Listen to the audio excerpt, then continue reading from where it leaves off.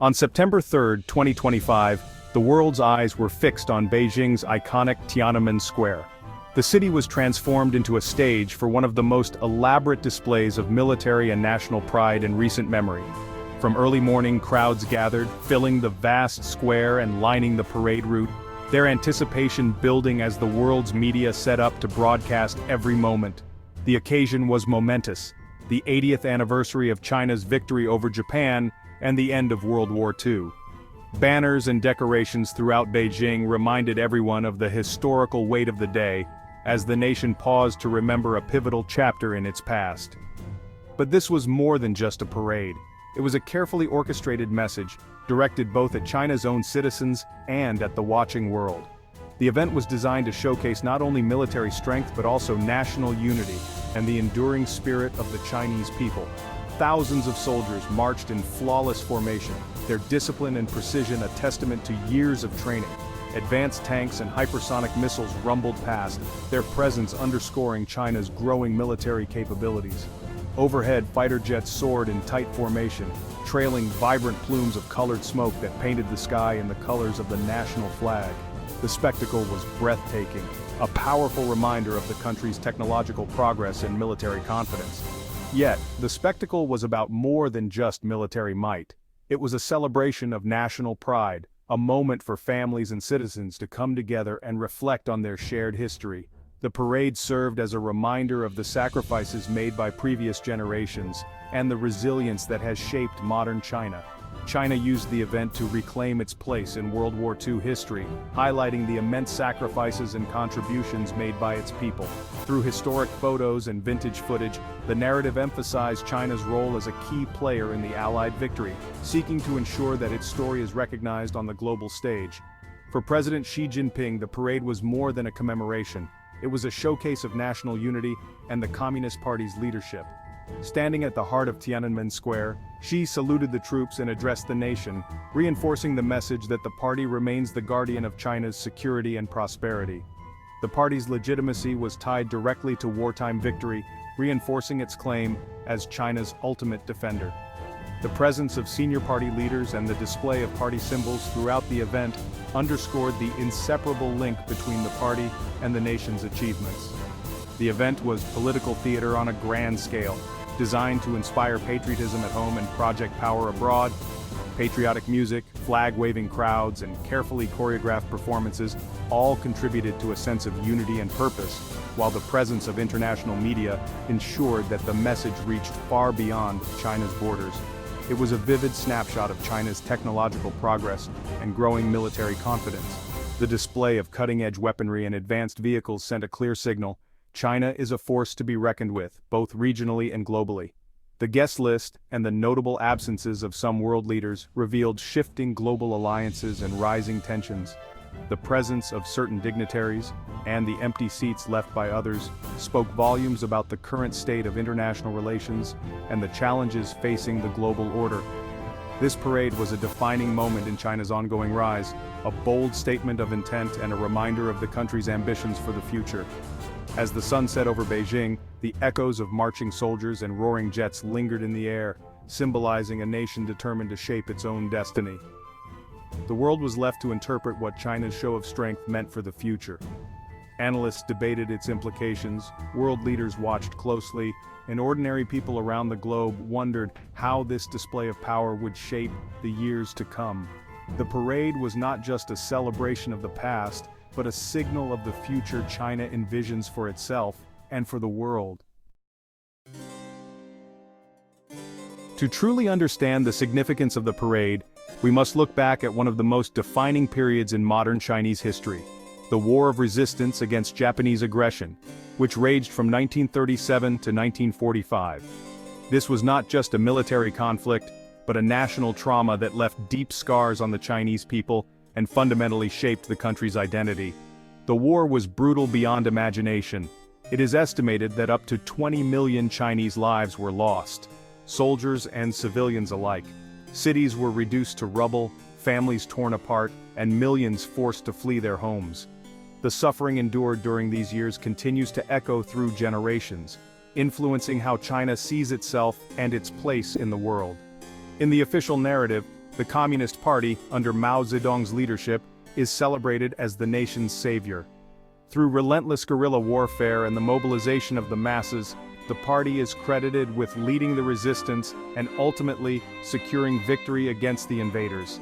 This version of history is taught in classrooms, reinforced in state media, and depicted in textbooks. It serves to cement the Communist Party's legitimacy and its central role in the nation's story, ensuring that each new generation grows up with this perspective. Yet, the reality is far more complex. The Kuomintang, led by Chiang Kai-shek, commanded the majority of conventional battles and bore the brunt of the casualties. Their sacrifices and contributions were immense, but are often overshadowed in the official retelling. During the war, the Communist Party and the Kuomintang were uneasy allies, united by a common enemy. But after Japan's surrender, their alliance quickly dissolved, giving way to renewed rivalry and eventually civil war. In the parade, the narrative was carefully curated. The Kuomintang's role was downplayed, while the Communist Party's heroism and leadership were placed front and center, shaping public memory. This selective retelling of history serves a clear political purpose. By emphasizing the party's role as the true defender of the nation, it reinforces the party's claim to rule all of China, including Taiwan, presenting itself as the only legitimate authority. For many, the parade was more than a commemoration. It was a powerful history lesson, designed to shape the collective memory and national identity of a new generation. Ultimately, it was about controlling the narrative of the past, using history as a tool to justify the present and guide the future. The message was unmistakable. Only the Communist Party, as the self-proclaimed guardian of China's legacy, can guarantee the nation's strength, unity, and future prosperity. The parade was a masterclass in spectacle and control, a carefully orchestrated event designed to capture the attention of both citizens and the world. Every movement, every sound, and every color was chosen to impress upon viewers the sheer scale and precision of China's military might. Tiananmen Square, steeped in history and symbolism, set the stage as President Xi Jinping stood before the nation and the world. His presence was not just ceremonial, it was a powerful reminder of the central role he plays in shaping China's future and its image on the global stage. 15,000 troops marched in flawless unison, their steps echoing through the square. They were joined by decorated veterans, frontline medical workers, and model citizens, each representing a different facet of Chinese society. Together, they formed a living tapestry of the nation's past, present, and future. The message was unmistakable: unity, discipline, and national strength. The tightly packed formations and bold banners spoke of a country that values order and collective purpose above all else. Over 500 pieces of military hardware rolled down Chang'an Avenue: tanks, air defense systems, missile launchers, and more. Each vehicle was a symbol of technological progress and military readiness, sending a clear signal to both allies and rivals. Analysts worldwide watched closely, noting the technological leap and the unveiling of new weaponry. The parade was not just a show for the home audience, but a message to the international community about China's growing capabilities. The formations were meticulously organized, highlighting China's high-tech military transformation. Drones, advanced communications, and cutting-edge vehicles demonstrated a new era of warfare and national defense. The grand finale was breathtaking. Over 160 aircraft, including stealth fighters and bombers, soared overhead in perfect formation. Trails of red and yellow smoke painted the sky, forming symbols and numbers that celebrated the nation's achievements and aspirations. The display was a statement of China's reach, on land, in the air, and beyond its borders. It was a visual declaration that China's influence now extends far beyond its own territory. Every detail was choreographed to project confidence and control. Months of preparation, countless rehearsals, and unwavering discipline were evident in every synchronized salute and every perfectly timed maneuver. The world saw a nation determined to be seen as a global power. International audiences, from world leaders to ordinary citizens, watched as China showcased not just its military, but its ambition and unity. The parade was China's declaration: "We are ready for the future." With unwavering confidence, the nation signaled its intent to shape the world order and to stand tall among the great powers of the 21st century. For international observers, the real headline was China's new military technology. The latest DF-41 intercontinental ballistic missile, capable of reaching the US, was revealed. Hypersonic glide vehicles and advanced drones signaled a leap in strike and surveillance capabilities. The J-35 stealth fighter, designed for China's aircraft carriers, showed Beijing's blue water ambitions. Weapons were grouped by function, illustrating integrated modern warfare. The message: China is closing the technological gap with the West and reshaping the Indo-Pacific balance. For rivals, the parade was a sobering checklist of China's growing power. The guest list was a diplomatic statement. President Xi stood with Russia's Vladimir Putin and leaders from Belt and Road nations, signaling a Eurasian bloc and global South solidarity. Their attendance affirmed strategic alignment with Beijing. Western leaders, US, UK, France, Germany, Japan, were absent, sending only low-level diplomats. Their absence was a silent protest against the parade's militarism and selective history. The divide was clear: China and its partners on one side, the West on the other. The event exposed deep fractures in the global order. The world was not united in Beijing, but divided into competing blocs. Reactions to the parade reflected each country's relationship with China. Southeast Asian neighbors watched with concern, wary of China's military might but economically tied to Beijing.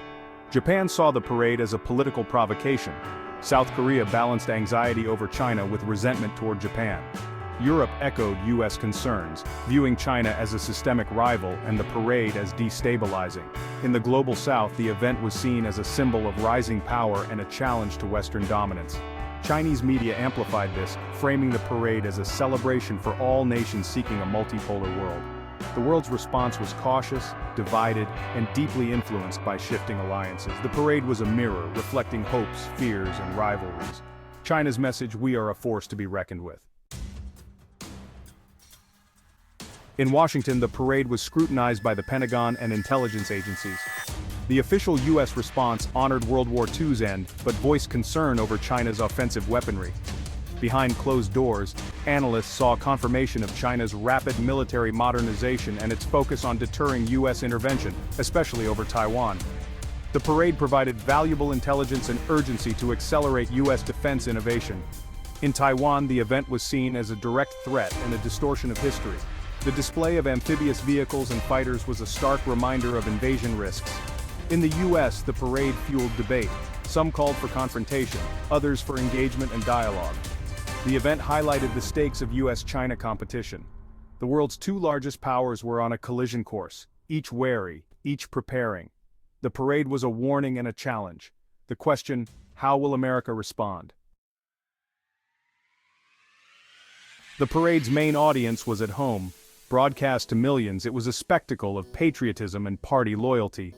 The event reinforced the narrative that the Communist Party ended China's humiliation and restored its greatness. With economic challenges looming, nationalism became a tool for unity and stability. President Xi was cast as the architect of China's rejuvenation, his authority on full display. For younger generations, the parade was a vivid lesson in sacrifice and pride. The message: China's rise is a collective achievement, and the party is its guardian. The parade was more than a commemoration. It was a vision of China's future. It showcased military and technological progress, and a nation determined never to be weak again. The event exposed global divisions, with China and its partners on one side, the West on the other. For the party, it was a triumph of narrative and authority. For the world, it was a signal. China is ready to lead, on its own terms. The weapons on display will shape military strategies for years. The parade marked a new chapter in global competition. How the world responds will define the coming era. China's message was clear. We are no longer waiting in the wings. The future has arrived, and China intends to shape it.